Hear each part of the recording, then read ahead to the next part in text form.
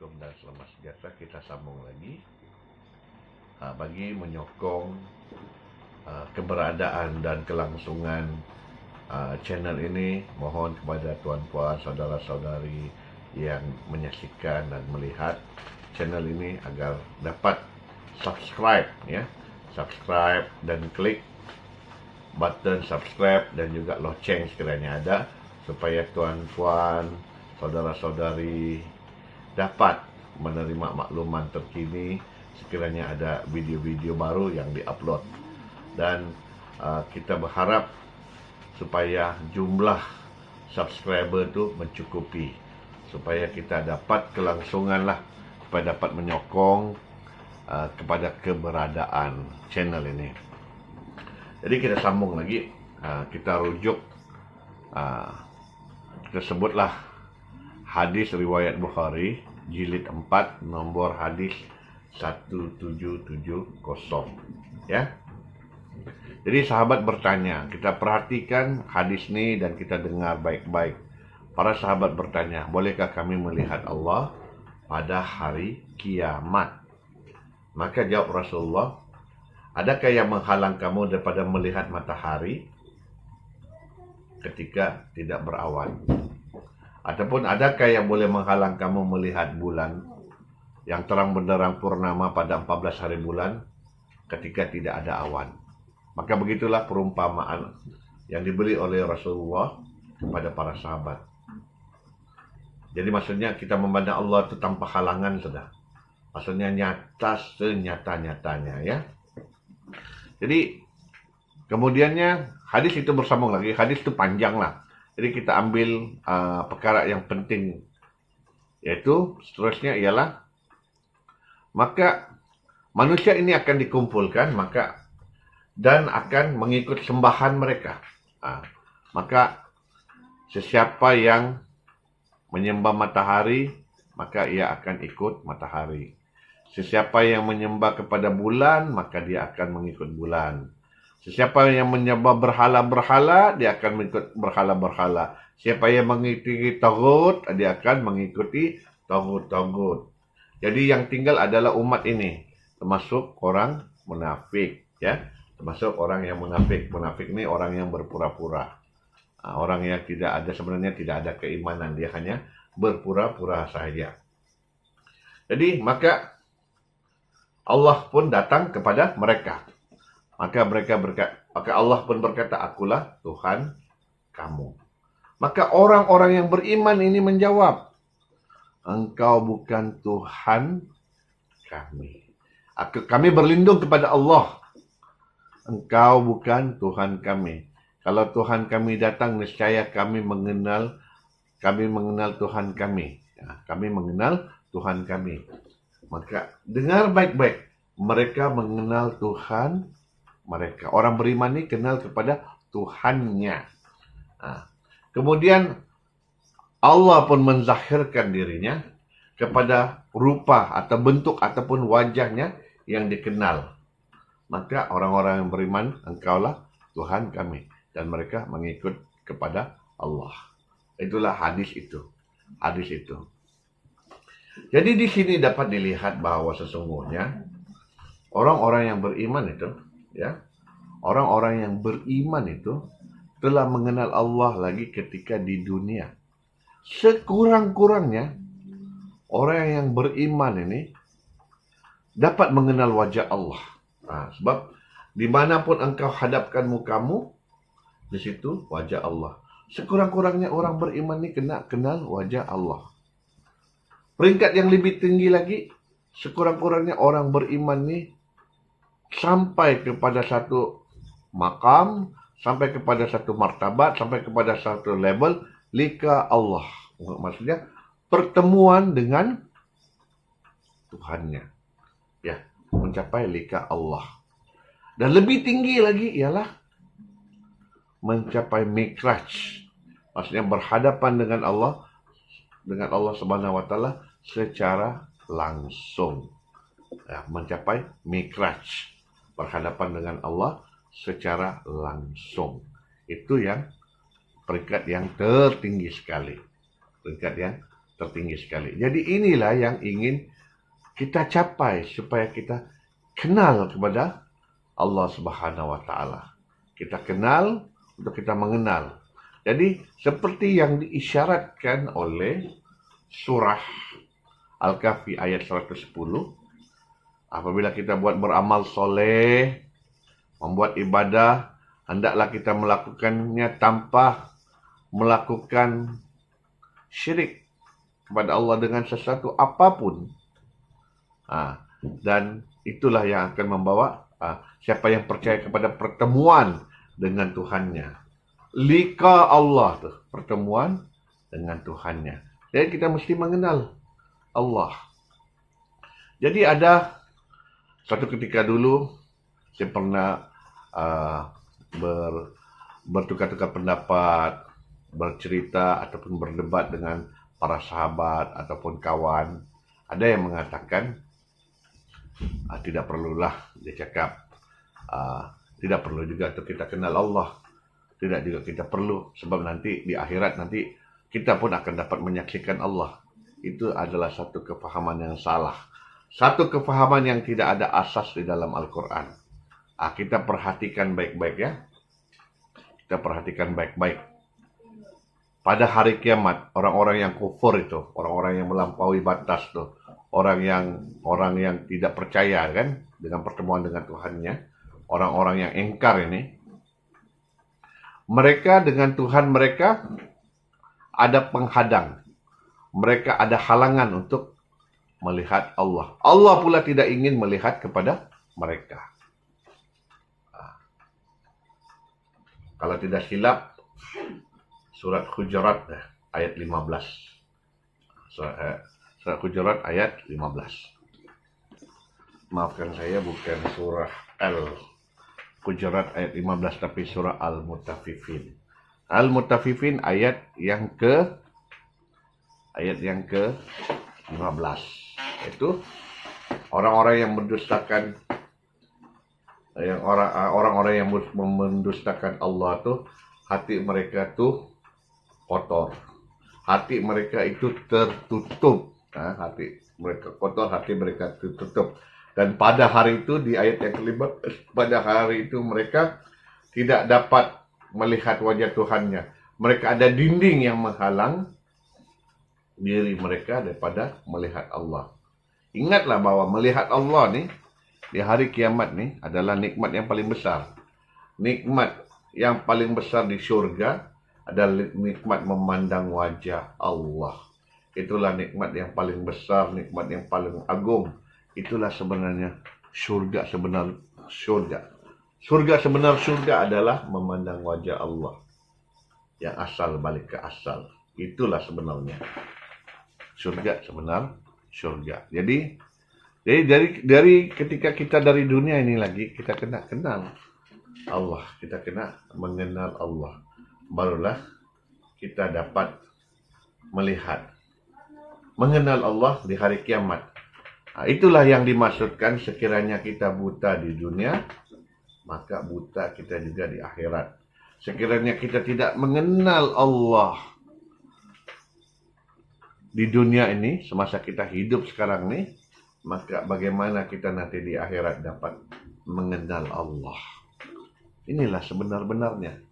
Inilah sebenar-benarnya, hendaklah kita mengenal Allah pada ketika ini, pada saat ini, pada masa ini.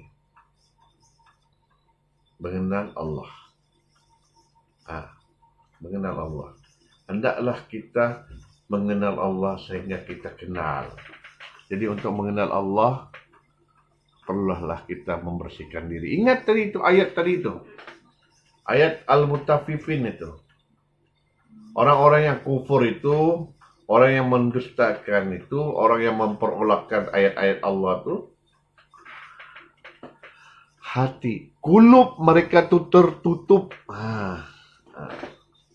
Kulub itu tertutup, maka kulub itu tidak dapat memandang. Kulub itulah yang tidak dapat memandang Tuhan. Kulub yang kotor tidak akan dapat memandang Tuhan. Macam kita ceritakan, kita punya hati ini di dalam Al-Quran dia ada disebut kalbi atau kolbu, disebut juga sebagai sudur, disebut juga sebagai lub, dan disebut juga sebagai fuad. Ini ada empat peringkat hati. Jadi yang paling luar ni adalah kolbu. Kolbu. Jadi betul lah perumpamaan ayat itu.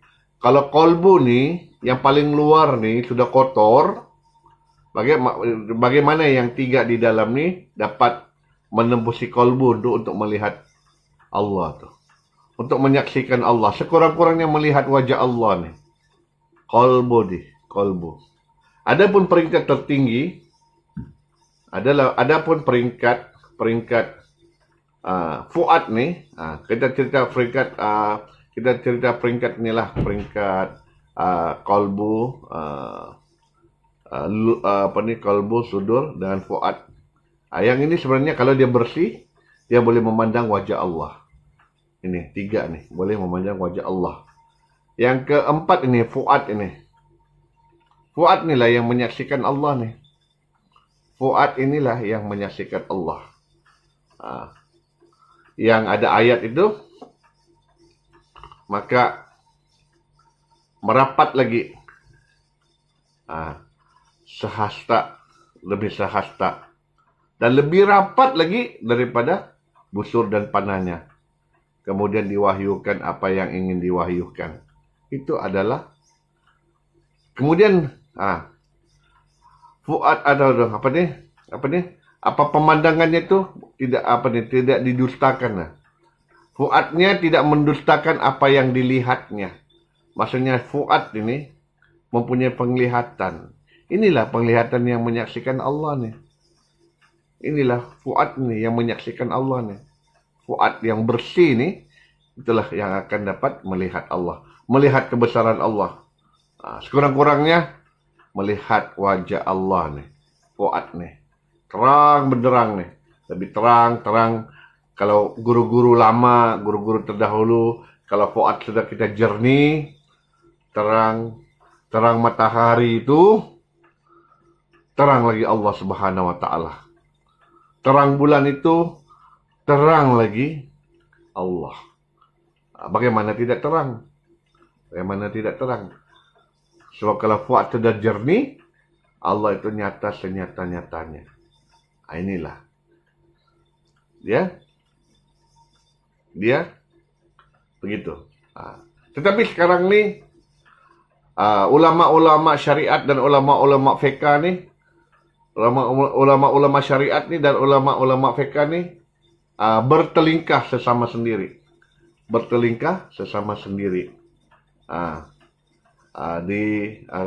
Maka mereka merujuk kepada hadis dan juga kitab-kitab hadis. Jadi persoalan, ada pendapat bahwa semasa Mi'raj itu Rasulullah dapat menyaksikan Allah, dan ada juga yang mengatakan tidak. Tetapi golongan hakikat dan makrifat sebenarnya cenderung bahwa Mi'raj itu adalah kesempurnaan lika Allah. Pertemuan dengan Tuhannya, bertemu dengan Tuhannya, berhadapan dengan Tuhannya. Itulah adalah Mi'raj. Jadi inilah ilmu yang semakin hilang. Ilmu yang semakin hilang di akhir zaman ini. Ilmu yang mengalami terlalu banyak fitnah. Dan juga ada false flag lah. Maksudnya, mengaku-mengaku makrifat. Mengaku-mengaku hakikat tetapi menyesatkan. Tetapi sehingga sukar untuk dikenal mana hakikat, mana makrifat yang benar. Hakikat dan makrifat yang benar itu ada. Hakikat dan makrifat yang benar itu ada. Salah satu tandanya adalah melalui guru-guru yang mursyid. Seumpamanya Nabi Musa berguru dengan Khidir. Menjumpai guru yang mursyid. Keduanya Semestinya apabila belajar berkaitan dengan hakikat dan makrifat ni bukan mengaku menjadi Tuhan atau mengaku menjadi diri itu Tuhan, tetapi adalah untuk mengesahkan Allah, untuk mentauhidkan Allah, untuk menjadikan diri ini bebas dari segala macam syirik, sama ada syirik yang nyata atau syirik yang tersembunyi. Itu kita kena bersih. Termasuk juga dengan hakikat iblis ni kita kena bersih. Keakuan diri ini kena dihapuskan. Barulah tidak ada syirik di dalam peribadatan. Dan juga kita kena mentauhidkan Allah dalam segala-galanya. Mentauhidkan Allah segala-galanya, barulah tauhid kita itu menjadi benar. Bila tauhid kita menjadi benar, barulah syahadah kita menjadi benar. Tauhid kita ni, tauhid ni dipecahkan lagi. Kita ada tauhid asma, tauhid sifat, tauhid zat, tauhid af'al, tauhid zat, tauhid asma, tauhid af'al. Tadi ada 4 tu. Zat, asma, sifat, af'al. Keempat-empat ni kita kena tauhid. Jika kita tidak dapat tauhid kepada 4 perkara ni, maka belum bersih lagi syahadah kita tu. Belum bersih lagi. Masih lagi kita ada kesyirikan. Masih ada lagi syirik-syirik yang tersembunyi. Syirik-syirik yang kita perlu hapuskan. Maka itulah perlu adanya jalan-jalan pembersihan. Perlu ada perbuatan-perbuatan untuk membersihkan diri kita. Supaya kita dapat berserah diri kepada Allah. Supaya kita dapat bertawakal kepada Allah. Supaya kita dapat reda kepada Allah. Supaya kita dapat bersyukur kepada Allah. Barulah kita menjadi orang yang total membuat submission. Total penyerahan ni, total tawakal ni. Barulah dengan penyerahan penuh ni, barulah kita dapat kembali kepada Allah. Kembali kita pada Allah. Itulah sebenarnya. Itulah sebenarnya. Jadi inilah sebenarnya segala penutup segala ilmu lah, penutup kepada ilmu. Penutup kepada ilmu itu adalah apabila seorang itu, manusia itu dapat kembali mengenal Tuhannya. Seperti yang saya ceritakan tadi, ingatan nih, kita punya remembrance nih. Kalau dari segi komputer, dia adalah disimpan di dalam storage. Storage itu tersimpan. Kemudian kita perlu memory untuk recall dia balik. Maksudnya, memori itu telah diprogramkan, telah dimuatkan ke dalam storage. Dan kita perlukan memori untuk memanggil dia semula, untuk menampakkan dia semula, atau mengingati dia semula, atau mengeluarkan apakah yang disimpan dalam ruang simpanan tersebut. Okay? Jadi kita sebagai manusia, bagaimana kita untuk mengingati Allah? Mestilah pada suatu ketika dahulu, sebelum terjadinya waktu, sebelum terjadinya azali ini, kita telah mengalami pengalaman menyaksikan Tuhan. Seluruh umat manusia, tidak kira sesiapa pun, asalnya bernama manusia, mempunyai pengalaman yang sama, mempunyai fitrah yang sama. Itulah ada ayat disebut alastu birabbikum. Maka kita semuanya menjawab, qalu bala syahidna. Kita menyaksikan Tuhan itu. Kita menyaksikan Allah itu. Kita menyaksikan Allah itu pada masa itu. Di alam mana? Di alam roh. Di alam mana? Alam roh. Bukan alam jasad kita nih. Di alam roh. Jadi ingatan kita tuh ada disimpan di dalam alam roh. Di dalam diri kita ini ada namanya alam roh. Jadi kita perlu kembali kepada ingatan itu. Macam contohlah paling senang. Macam mana kita mau ingat kepada ibu kita sendiri. Ibu kita sendiri macam mana kita mau ingat. Mestilah ibu kita ni kita pernah nampak, kita pernah lihat, kan? Kita pernah merasai, kita pernah menikmati, kita pernah menerima pemberian daripadanya, sehinggalah kita menjadi manusia. Jadi, untuk kita mengingat kembali, kita recall balik pengalaman kita tuh. Recall balik pengalaman kita tersebut. Begitu juga dengan ingat ini. Ingat yang disebut sebagai zikir nih. Kita kena kembali alam pemikiran kita nih. Kita punya minda nih. Yang sedar dengan yang tidak sedar. Dengan kita punya consciousness nih. Kena sampai level kepada alam roh kita. Kena kita punya consciousness ni sampai kepada kembali mengingati ingatan yang ditanam alam roh tu, ingatan ada di dalam tubuh badan kita tu. Di mana ingatan tu disimpan, maka disitulah kita perlu akses. Sebab prinsipnya sampai simple saja. Kita hanya boleh mengingat sesuatu terhadap perkara yang telah pernah berlaku, terhadap perkara yang pernah kita alami, terhadap satu perjalanan yang telah pernah kita lalui, maka barulah kita boleh mengingat. Mengingat Allah. Dirinya. Kita mengingat Allah. Dirinya. Jadi itulah kita perlu tauhid. Membersihkan diri. Apabila sudah bersih semuanya, maka fuad yang memandang itu, mata hati yang memandang itu adalah pandangan roh. Itulah ahli-ahli makrifat, ahli-ahli hakikat mengatakan hanya Allah mengenal Allah, hanya roh mengenal roh. Hanya yang batin mengenal yang batin. Begitu juga kalau kita istilahkan pada konsep komputer atau konsep networking. Yang hardware ni hanya hardware saja. Komponen hardware ni.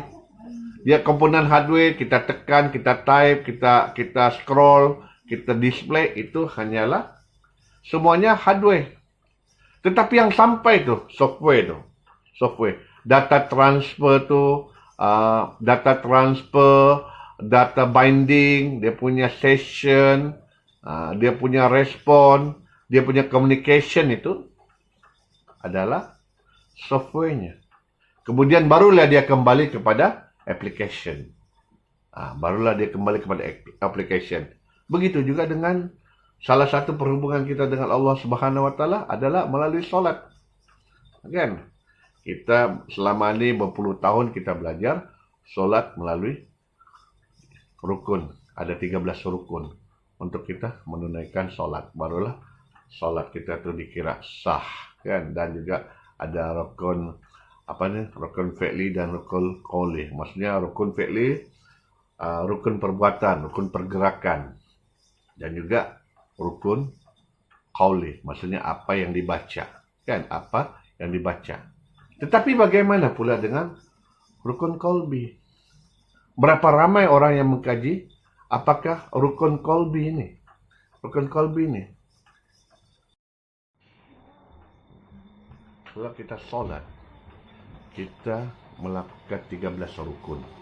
Maksudnya rukun fi'li dan rukun qauli.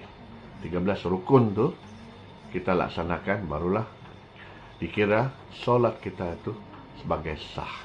Ya, bermula dengan berdiri, kan? Lepas tu menghadap kiblat, niat, takbir, kan? Lepas tu membaca surah Al-Fatihah, rukuk, tumanina, sampailah memberi salam tu ada 13 rukun. Rukun qauli dan rukun fi'li. Kita belajar berpuluh tahun. Dari masa kita kecil, makin balik, sampailah kita dewasa, sampailah sekarang. Itu rukun qauli dengan rukun fi'li. Bagaimana pula dengan rukun qalbi? Bagaimana pula dengan rukun qalbi? Yaitu pertamanya, rukun qalbi ini ialah apa rukun-rukunnya boleh membawa kita supaya solat ini sampai. Solat ini sampai kepada Allah Subhanahu wa taala. Itu yang kita kena belajar, itu yang kita kena tahu. Seumpamanya kalau kita, contohlah, saya ingin ke luar negeri. Contohlah saya ingin pergi ke Jepun. Saya ingin pergi ke Jepun. Maka saya pun membawa diri saya nih. Membawa diri saya. Bila sampai ke Jepun, maka masuklah saya di pintu masuk negara Jepun itu. Diri saya sudah sampai. Tetapi apakah saya dibenarkan masuk ke Jepun? Adakah saya mempunyai paspor? Ataupun adakah saya mempunyai visa yang membenarkan saya masuk ke negara Jepun? Kan? Itulah perumpamaannya. Itulah perumpamaannya. Yang kita amalkan selama ini adalah rukun qoli dan juga rukun fi'li. Tetapi apakah paspor kita tuh? Paspor kita tuh untuk kita dapat masuk ke Jepun itu. Apakah paspor kita tuh? Paspor. Ataupun apakah sebenarnya, lebih jelas lagi sebenarnya, apakah password kita? Sebenar-benar password untuk kita masuk bersolat tuh. Agar solat kita tuh diterima. Maka tidak lain, tidak bukan kita terus terang saja. Tidak perlu berselindung, tidak perlu menyebabkan orang awam ataupun orang yang ingin belajar termanggu-manggu, tertunggu-tunggu, terfikir-fikir, tersangka-sangka, kan? Password yang tersebut sebenarnya kita kembali kepada nama Tuhan. Itulah sebenarnya password kita. Password kita tuh kita tauhid kepada nama Allah. Bila kita sudah tauhid kepada nama Allah, barulah syahadah kita menjadi benar. Bila sudah benar, barulah solat itu diterima. Bukankah sekiranya bila kita ada syirik, segala amal perbuatan kita, segala macam ibadah kita, segala macam solat kita, puasa kita, haji kita, sedekah kita, segala amalan baik kita, sekiranya kita syirik, maka tidak diterimalah amalan kita. Itulah kuncinya. Kuncinya adalah hendaklah kita tauhid kepada Allah. Tauhid kepada Allah dulu. Tauhid kepada Allah. Jadi kita ingat kembali ketika Nabi Musa ingin masuk ke lembah tua. Maksudnya lembah Muqaddas. Sesungguhnya ini adalah tempat yang suci, tempat yang Muqaddas. Maka sebelum Nabi Musa dapat masuk ke dalam lembah Muqaddas itu, Nabi Musa kena tanggalkan kasut. Kena tanggalkan diri. Kena tinggalkan jasad. Kena tinggalkan keegoan. Kena tinggalkan kesombongan. Kena tinggalkan segala macam syirik, termasuk hakikat iblis. Tinggalkan di luar. Barulah boleh masuk ke alam ketuhanan. Begitulah juga apabila kita ingin bersolat, hilangkanlah syirik. Luruskanlah tauhid.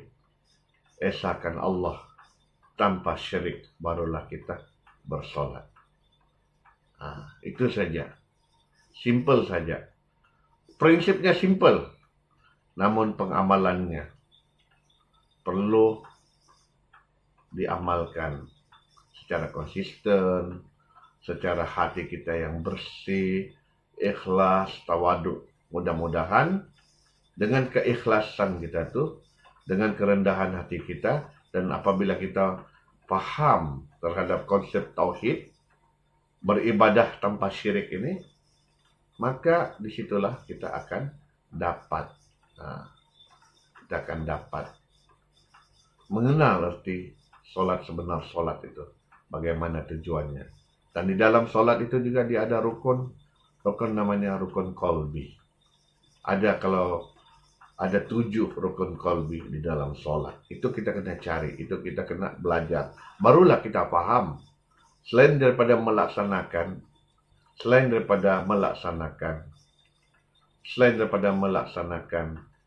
rukun syariat, maka ia perlu disertakan dengan rukun hakikat dan makrifat. Hukum syariat ini kita panggil rukun zahir. Perlu juga dilaksanakan rukun batinnya. Zahir dan batin barulah lengkap. Begitu. Jadi ini ilmu yang sudah lama. Ilmu ini sudah sekian lama berada di alam Nusantara. Ilmu ini telah lama dipegang oleh pejuang-pejuang atau pengamal-pengamal ilmu hakikat dan makrifat. Ilmu ini telah dipegang oleh ulama-ulama makrifat. Ilmu ini juga ilmu yang sama dipegang oleh para wali Allah. Ilmu ini adalah ilmu warisan para nabi. Sebab yang diwariskan oleh setiap nabi itu dia mewariskan kalimat tauhid. Diwariskan kepada semua keturunannya. Ya. Kita lihat, kita renung, semuanya ada di dalam Al-Quran. Ketika Nabi Adam keluar daripada syurga, memohon ampunan daripada Allah. Berpuluh tahun memohon ampunan. Diberi kalimah oleh Allah Subhanahu wa Ta'ala. Dan kami beri beberapa kalimah kepada Adam. Kemudian kami terima taubatnya. Kalimah. Dan kami beri kalimah kepada Ibrahim. Kalimah juga. Dan kami beri kalimah. Kami berkalimah dulu dengan Musa. Barulah Musa bertajalli dan menerima kitab Taurat. Begitu juga pada Rasulullah SAW, Nabi Muhammad SAW. Ketika perang, maka diberi kalimat yang membawa ketenangan. Ada semuanya kalimat. Dan juga kita baca surah Anbiya. Para nabi ini, apabila dia memperingatkan, hendaklah kamu beriman, dia memperingatkan, hendaklah kamu beriman kepada Allah dan jangan kamu sekali-sekali mempersekutukan Allah. Itu adalah pesan-pesan para nabi kepada anaknya. Yang anaknya juga merupakan nabi. Kemudian diwariskan lagi. Itu adalah kalimat syahadah.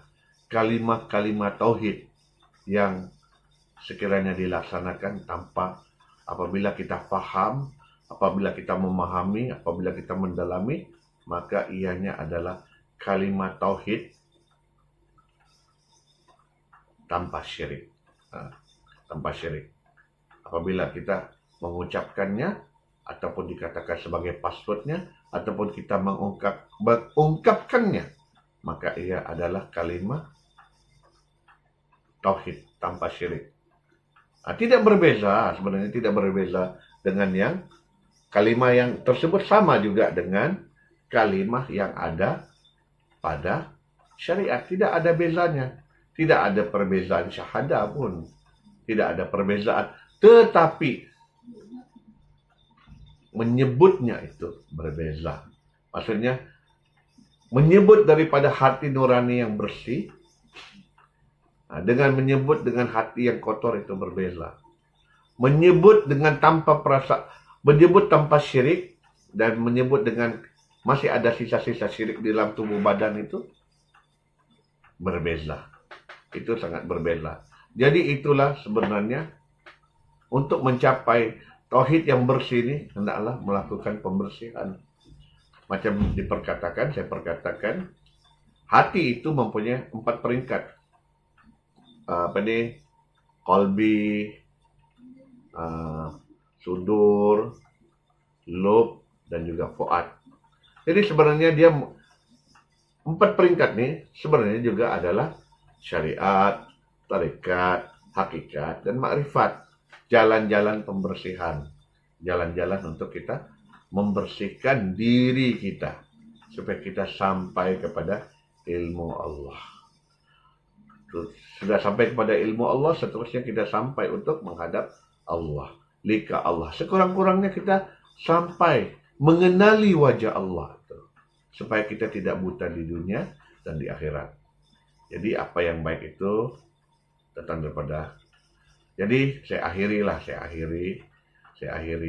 apa nih perbincangan pembongkaran kita pada kali ini. Nah, kadang-kadang dia itulah kadang-kadang kalau orang yang berbicara dalam bahasa hakikat dan makrifat, Ustadz syariat akan mengatakan yang baik itu datang daripada Allah. Yang jahat itu atau keburukan itu datang daripada diri saya sendiri. Tetapi sebenarnya kalau ikut hakikat, yang sangat berbeza. Yang baik, yang buruk datang daripada Allah. Nah, itu namanya tauhid afal. Yang buruk, yang baik itu datang daripada Allah. Yang menyesatkan dan memberi hidayah itu adalah Allah. Allah juga dalam ayat lain menyebut, kamilah yang menciptakan kamu dan apa yang kamu perbuat. Nah, ini semuanya tauhid af'al namanya. Tauhid af'alnya. Dan manusia memang mempunyai pilihan. Tetapi pilihan manusia itu masih lagi dalam ketentuan dan izin Allah Subhanahu wa taala. Itu lebih dalam lagi. Jadi semoga mendapat manfaat. Wabillahi taufiq wal hidayah. Assalamualaikum warahmatullahi taala wabarakatuh.